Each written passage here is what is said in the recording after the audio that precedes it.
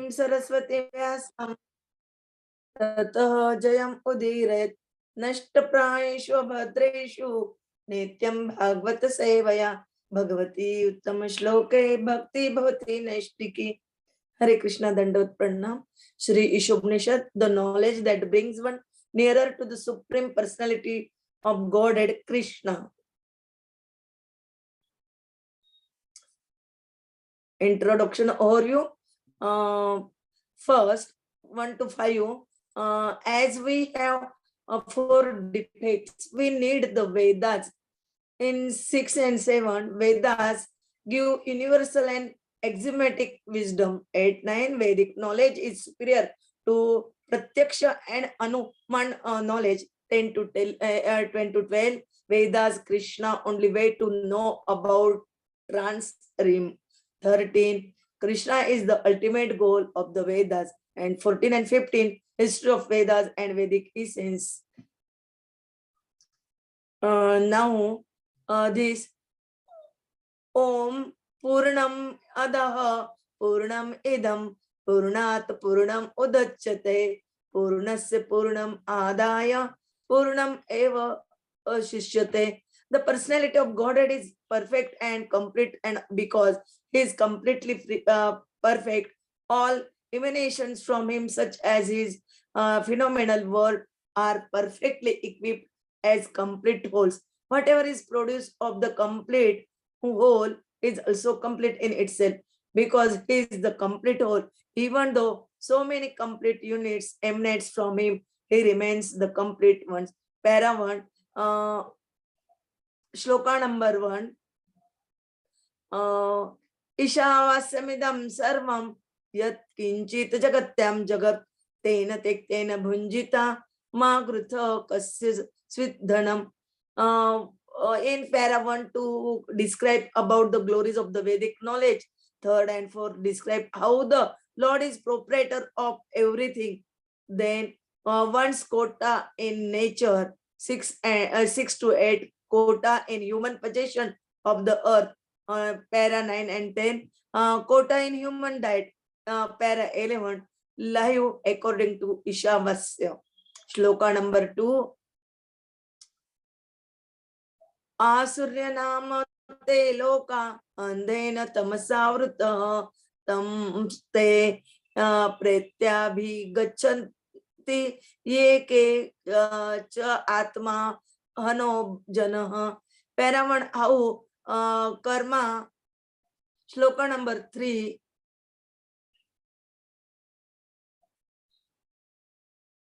Shloka number 2 describe how karma bandhana causes death. 2nd, human life offers liberation through karma.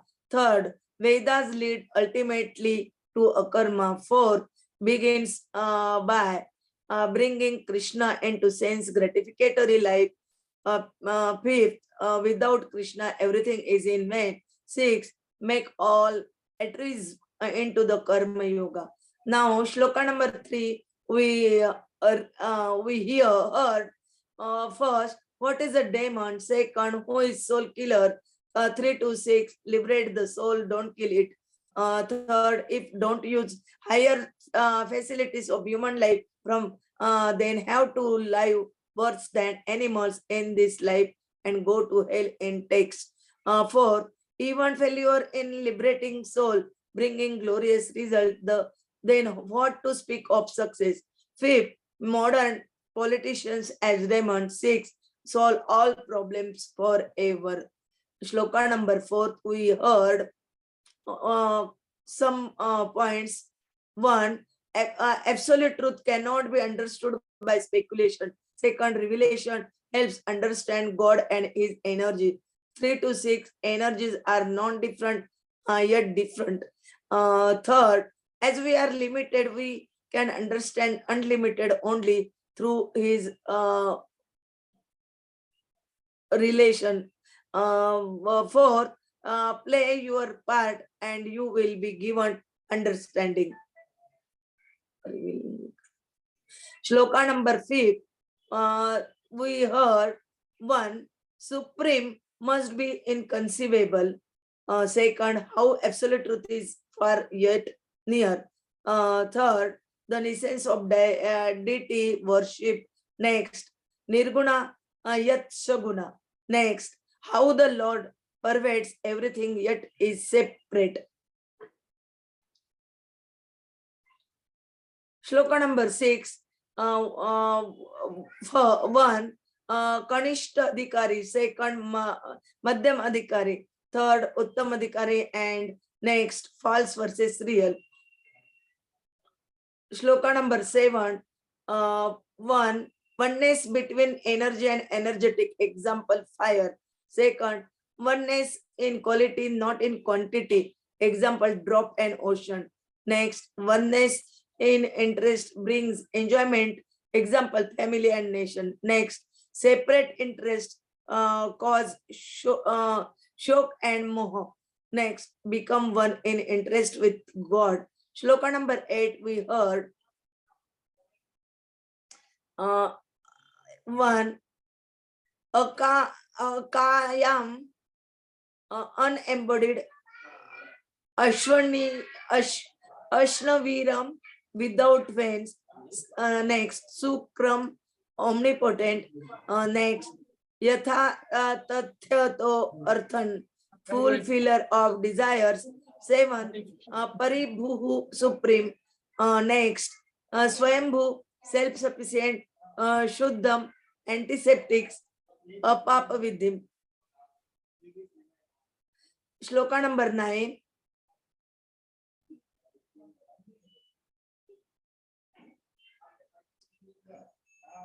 So here we understood how even Vidya is not better than Avidya. Then we understood about Avidyam Upasate, Vidyam Rataha.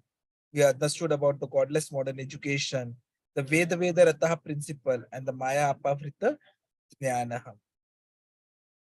The next shloka, we have understood about how Vidya is going to lead us to desirable qualities, but Avidya leads us to undesirable qualities, and how only a Dhira can teach us Vidya. Then we move to the next shloka, that is shloka number 11, where we understood about Amrutam Ashnute, that is, immortality is impossible material. And for that, we saw the example of Hiranya Kashipu. Then we have understood about immortality is, however, possible by following Krishna's teachings. And Krishna actually comes to make us immortal, while sense gratification binds us to mortality. And so it is very important that we restrict our sense gratificatory processes. Vidyam chaha is what we had discussed the other day. So what it means is we have to harmonize the material needs with spiritual advancement through our paradharma, and then we can attain immortality through the paradharma. The 12th, 13, and 14th shloka, we are talking about asambhuti and sambhuti. So here, though the same words are getting repeated, they are responding to different aspects. So while the initial part, asambhuti, is talking about darkness, and sambhuti is talking about something better than darkness, in 13th shloka, one sambhuti is talking about a result, sambhuti another result, and the 14th shloka makes us understand that together they are going to give us immortality. So how is it possible? So initially it is said that even the demigods and rishis misunderstand the absolute truth to be personal, and demigod worshippers stay in the dark material world, while the impersonalists who mislead people go to the darkest regions of the hell, under the Mahapravishan. The next shloka here immediately says that it's the Dhira who exposes folly of all paths lead to same goal. And they teach the real knowledge, that is different paths leading to different goals. And so we have to accept Krishna as Sambhavan.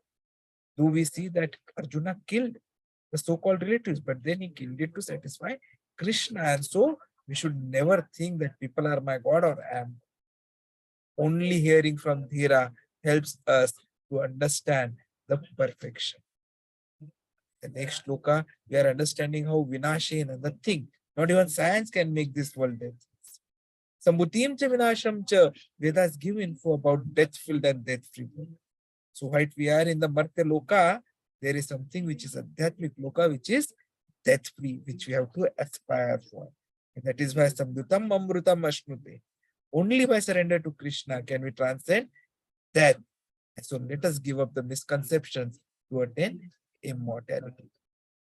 Om Ajnanatimirandhasya Jnananjanashalakaya Chakshurunmilitam Yena Tasmai Shri Gurave Namaha Shri Chaitanya Manobishtam Sthapitam Yena Bhutale Swayam Rupa Kadamayam Tadati Swapadantikam Vandeham Shri Guru Shri Yuta Padakamlam Shri Gurun Vaishnavamscha Shri Rupam Sagrajatam Sagana Raghunathanitam Tam Sajivam Sadvaitam Savadutam Parijana Sahitam Krishna Chaitanya Devam Shri Radha Krishna Padan Sagana Lalita Shri Vishakhanvitam Namo Om Vishnu Padaya Krishna Pristhaya Bhutale Srimate Bhakti Vedanta Swami Niti Namine Namaste Saraswati Deve Gauravani Pracharine Nirvishesha Shunyavadi Paschatya Deshatarine Jai Shri Krishna Chaitanya Prabhu Nityananda Shri Advaita Gadadhara Shri Vasadi Gaur Bhakta Vrinda Hare Krishna Krishna Krishna Hare Hare Hare Rama Rama Rama Hare Hare. So we are continuing with the study of Ishopanishad, the science, which is going to take us nearer to our ultimate objective, which is Krishna Prem. And that is why understanding of this science is very, very important. And now we move to the next, which is the fourth and the last section of Ishopanishad, consisting of the 4 mantras. So mantra 15 and 16, which we are covering this week, is going to make us understand. We are praying to Lord, oh Lord, please take us beyond the white light to the Supreme Person.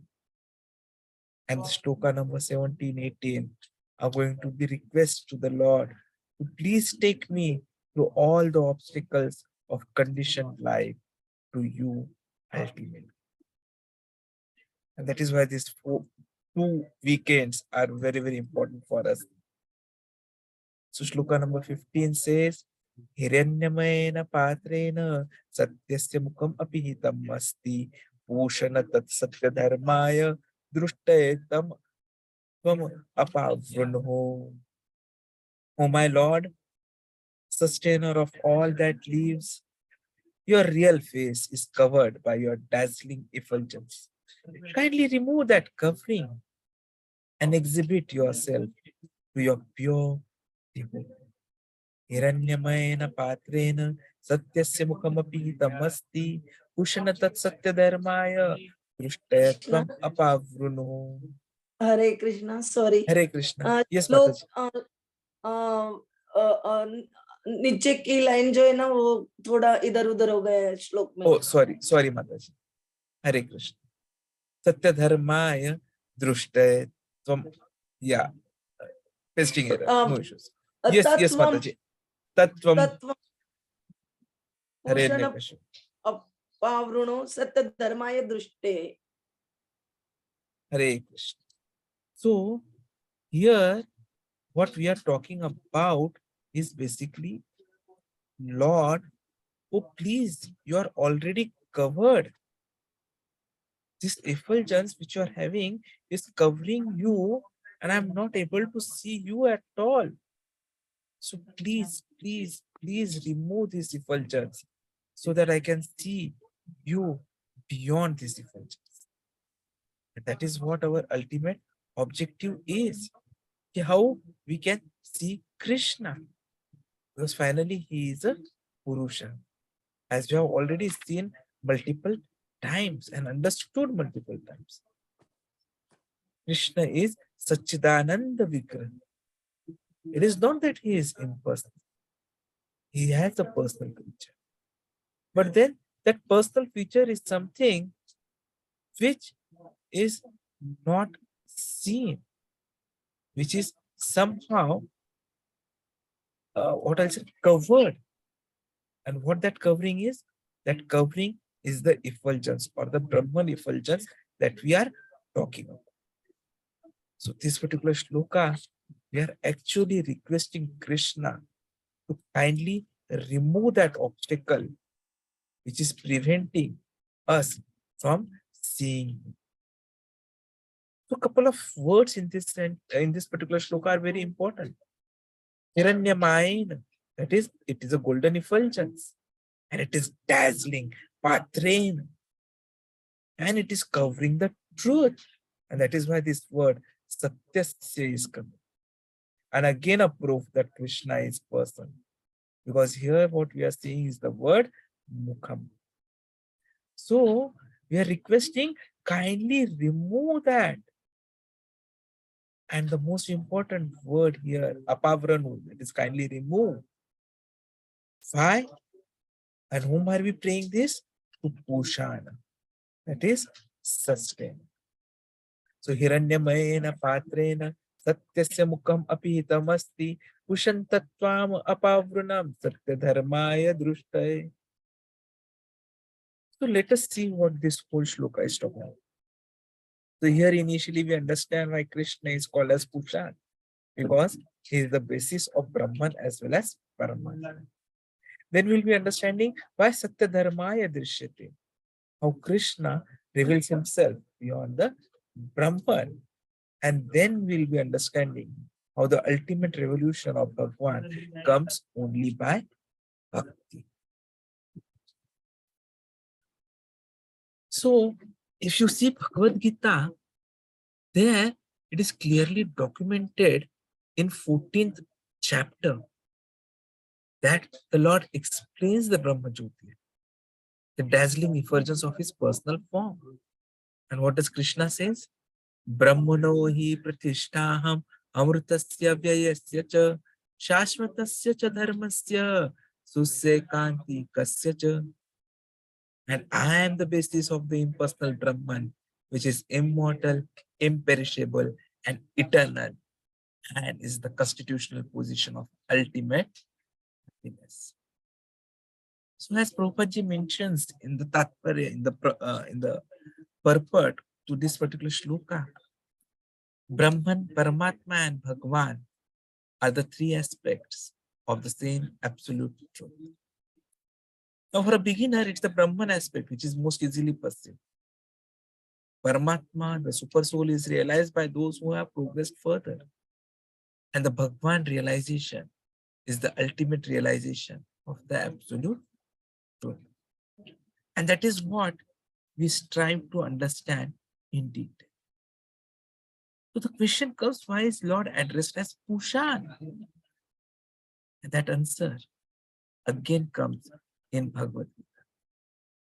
If you see Bhagavad Gita, it is clearly mentioned, Atva bahune tena kimadnyatena tavarjuna vishwabhyayam idam krishnam ekamshena sthito jagat.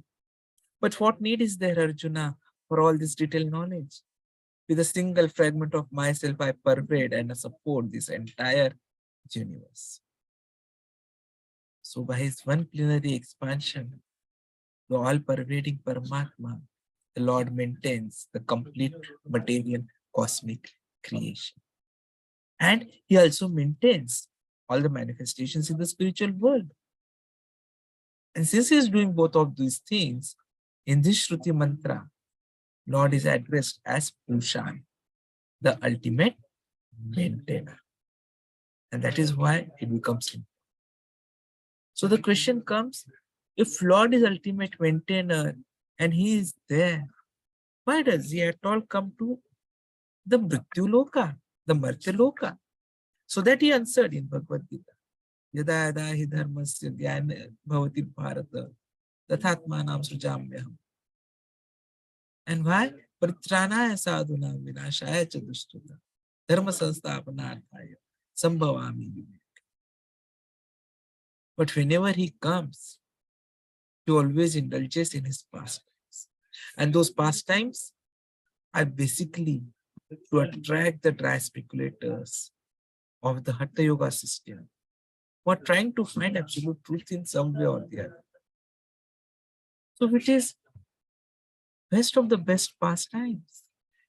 He wants to convince these people. And this is something which is clearly mentioned in Srimad Bhagavatam. Ittham satam brahma sukhan buddhya dasyam gatanam paradaivaten maya shritanam naradarakena sakam vijohu puta punya punja. The personality of Godhead, who is perceived as the impersonal, blissful Brahman by the Jnanis, who is worshipped of the Supreme Lord by devotees in the mood of servitorship, and who is considered an ordinary human being by mundane people, played with the cowherd boys who had attained their position after accumulating many pious activities.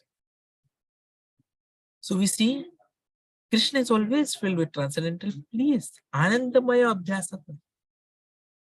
But when he was in Vrindavan, he always remained in transcendental bliss, even from the beginning of his childhood. So whether he was doing the Putana or whether he was playing with his friends, whether he was acting like a Goraksha, killing the demons, Pratrasur, and so many demons. But still, he was Anandamaya Abhyasa. And that is why these activities become so much attractive for us. Just think, do we feel attracted to a thief? There are so many names of thieves which are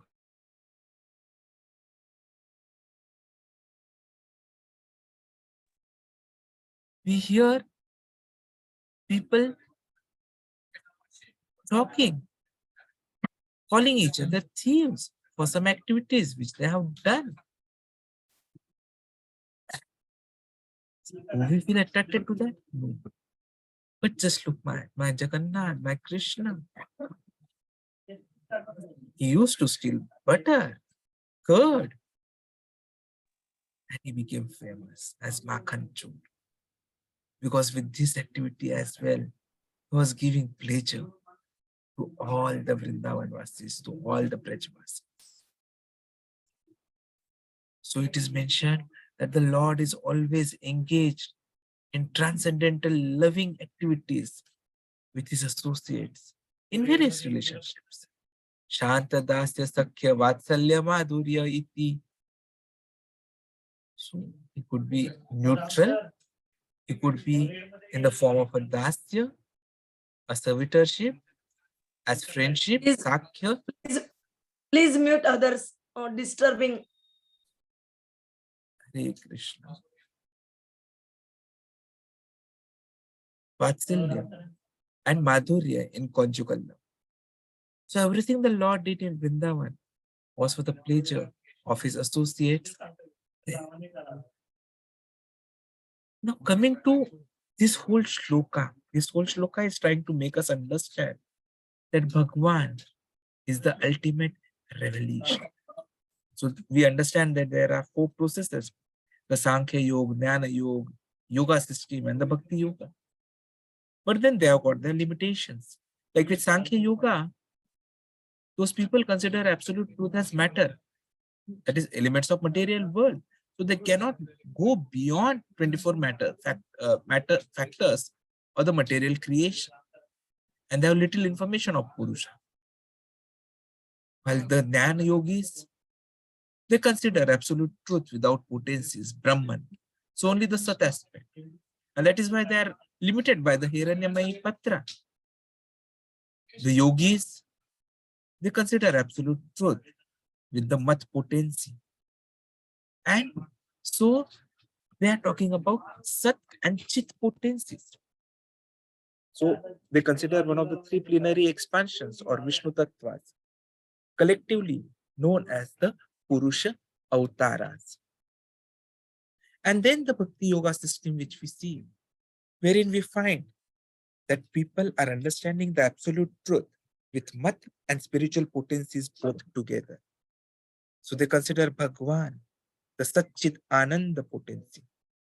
And that is the ultimate truth of Krishna, and which is being understood by everyone. So for that to be understood, you need to reach the Satchidananda level. And that can be achieved only through Bhakti Yoga system and nothing else. So what we are seeing is that Brahma Jyotir is limiting everyone's vision. So is Brahma Jyoti the Krishna's effulgence? So this is also answered in our scriptures. Like Brahma Samhita, it says, Yasya prabha prabhavto jagadanda koti kotishva ashesha vasudhadhi vibhuti bhinnam tad brahma nishkalam anantam ashesha bhutam govindamadi purusham tam aham bhajami. In the millions and millions of universes, there are innumerable planets, and each and every one of them is different from the others by its cosmic constitution. All of these planets are situated in a corner of the Brahma Jyotir. This Brahma Jyotir is but the personal rays of the Supreme Personality of Godhead, Govinda, whom I worship. So this Ishopanishad mantra is actually a simple prayer to the Lord to remove the Brahma Jyoti so that we can actually see his real face. And this Brahma Jyotir is described in Mandaka Upanishad as well.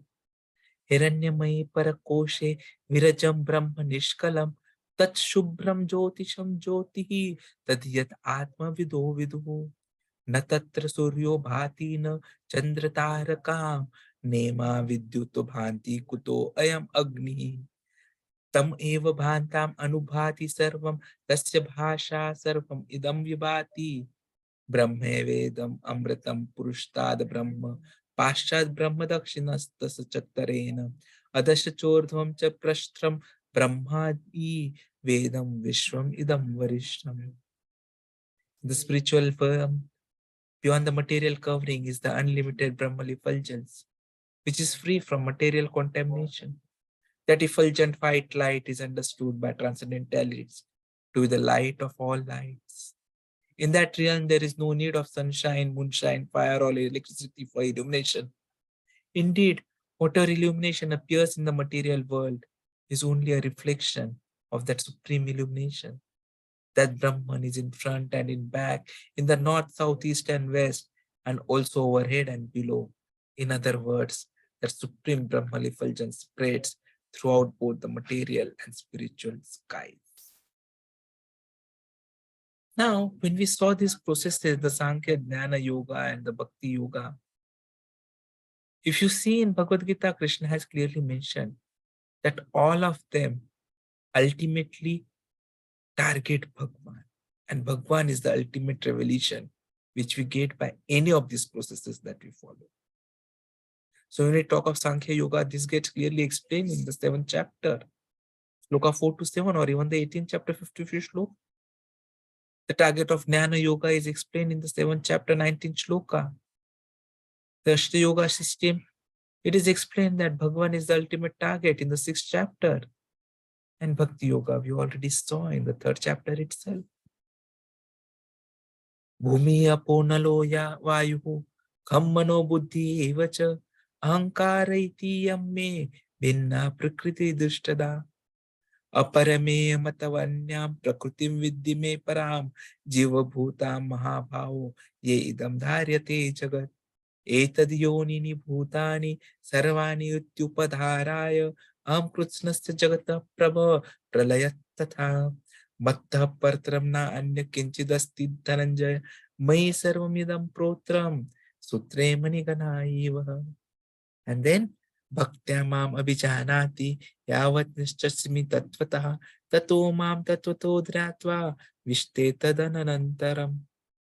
So you see all these shlokas, though they are talking about Sakya Yoga, they are saying how Krishna or Bhagwan is the ultimate aim.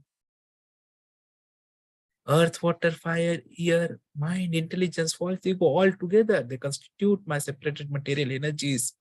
Besides these, O mighty Arjuna, there is another superior energy of mind, which comprises the living entities who are exploiting the resources of this material inferior nature. All created beings have their source in these two natures of all that is material and all that is spiritual in this world. Know for certain that I am both the origin and the dissolution. O conqueror of wealth, there is no truth superior to me. Everything rests upon me as pearls are strung on a thread. And one can understand me as I am, as the Supreme Personality of Godhead, only by devotional service. And when one is in full consciousness of me by such devotion, he can enter into the kingdom of God. See, Sankhya Yoga. All these 6 shlokas clearly explain how Bhagavan is the ultimate revelation. Even for Jnana Yoga, the shloka which comes in the 7th chapter, even that says the same thing. That it's Krishna. Bahunam janmanam ante dranvam mam prapadyate vasudeva sarvamiti samahatma sudurlabha. After many births and deaths, he who is actually in knowledge surrenders unto me, knowing me to be the cause of all causes and all that is. Such a great soul is very rare. Even if you talk of the yoga systems, Krishna says, Prashantatma vigatihi brahmachari vrate stita manasanyama machitto yukta asit matpara yunjan eva sadatmanam yoge niyat manasa shanti nirva paramātmā sanstamadi gacchati yoginam api sarvesham madgatena antara atmana shraddhavan vachte yomam same yukta tamo mata. Thus, with an unagitated, subdued mind, devoid of fear, completely free from sex life, one should meditate upon me with the heart and make me the ultimate goal of life. Thus, practicing constant control of the body, mind, and activities, the mystic transcendentalist, his mind regulated, attains to the kingdom of God or the abode of Krishna by cessation of material existence. And of all yogis, the one with great faith, who always abides in me, thinks of me within himself, and renders transcendental loving service to me, he is the most intimately united with me in yoga and is the highest of all. That is my opinion. So see, even yoga that we talk about, even for that it's Krishna. Whatever asanas you do, finally you have to achieve Krishna, the Bhagavan. And Bhakti Yoga, there's absolutely no question. Yajnartham karmano anyatraha loko ayam karma bandhana tadartha karma kaunteya mukta sanga samachara mai sarvani karmani sanyasya adhyatma chetasa nirashe nirmamo bhutva yudhyasvagvikatajvaraham. Work done as a sacrifice for Vishnu has to be performed, otherwise work causes bondage in this material world. Therefore, a son of Kunti, perform your prescribed duties for his satisfaction, and in that way you will always remain free from bondage. Therefore, O Arjuna, surrendering all your works unto me with full knowledge of me, without desires for profit, with no claims to proprietorship, and free from lethargy, fight. This is what Krishna is telling, and that actually becomes the perfect knowledge that we have to learn. What perfect knowledge means is knowing that Brahman, effulgence, has a root, and that root is Krishna. This knowledge is something which can gain from all the scriptures, especially Srimad Bhagavatam, because Vyasdev has clearly explained and clearly proved and established the supreme truth. Yes, Brahman, Paramatma, or Bhagavan, according to our realization. So supreme truth is a jiva. The living entity should never be considered the supreme truth. Because if jivas were supreme, we would not need to pray to the Lord to remove his dazzling cover. The conclusion is that one who has no knowledge of the potencies of supreme truth will keep on realizing only the impersonal Brahman. And when we realize the material potencies of the Lord, but has little or no information of spiritual potencies, he attains Paramatma realization. So both Brahman and Paramatma are partial realizations. But when we realize the Supreme Personality of Godhead, Shri Krishna, in full potency, after the removal of the Hiranyamaya Patra, we realize Vasudeva Sarvamit. He is everything. Brahman, Paramatma, and Bhagavan. He is the root, and Brahman and Paramatma are his branches. So this is what this shloka has been trying to explain and make us understand in detail. So the summary is, a philosopher is better than a laboring man A mystic is superior to a philosopher, and of all the mystic yogis, he who follows Bhakti Yoga constantly engaging in the service of the Lord is the highest. So Śrī Īśopaniṣad directs us towards this perfection. It is this perfection which we have to achieve by doing our Bhakti Yoga properly. Because unless we follow the principles of Bhakti Yoga, we will never be able to understand Krishna. To understand Krishna, it is very important that we get ourselves involved into Bhakti Yoga very, very seriously. So let us try not to be a laborer or a philosopher or even a jnani. We have to be a Bhakti yogi. And this is what the whole shloka is about. Hiranyamayena patrena satyasya mukham apihitam asti pusann tattvam apavrunu Satya Dharmaaya Drishyate. O my Lord, sustainer of all that lives, your real face is covered by your dazzling effulgence. Kindly remove that covering and exhibit yourself to your pure devotees. Radhe Radhe, Hare Krishna. So thank you very much for joining the session. Our prayers to the Isha Vasya continue tomorrow as well. Hare Krishna.